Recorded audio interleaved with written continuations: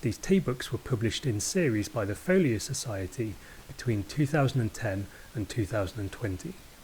A Shilling for Candles was the first Tey novel, originally published in 1936 and issued by the Folio Society in 2015.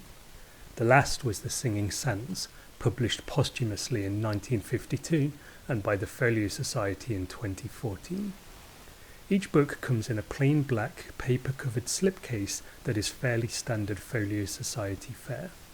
Inside we find a book bound in buckram and blocked with a two-colour graphic design by illustrator Mark Smith.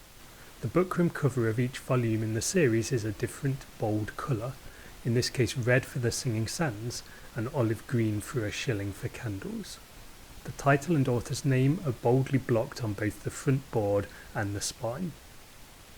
The binding is sewn with head and tail bands colour-coded to match the boards. Inside, as common for a modern standard folio edition, the paper is abbey wove. This is a slightly off-white acid-free stock. The text is set in a serif face called Dante, which has a bit of weight to it and benefits from the fairly generous leading used. Chapter headers are set in a face called Station Number 5, which was also used for the titling on the cover and spine. Mark Smith's illustrations have a bold graphic style that recalls old movie posters or illustrated books of the early post-war years. This helps set the tone for mysteries set in that era. Each of the volumes has 7 full-page images, including the frontispiece. One thing that I appreciate is that the illustrations have been chosen to capture both the characters and the environment at key moments in the plot. They really help to bring the stories to life. What of the stories themselves? The Singing SANDS exhibits slightly unusual pacing, which I consider to be to the novel's detriment. The first 2/3 of the book focused on the protagonist detective's fishing holiday.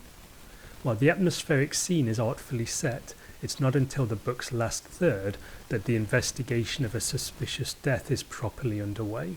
Everything's just a bit too compressed to deliver the kind of suspense that one expects from a good mystery, and this compression leaves the solution and culprit feeling a bit like a deus ex machina.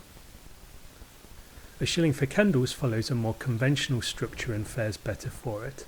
There are multiple potential suspects, and while they aren't all kept in the spotlight to the same degree as the very best of the genre, we are kept guessing until the end.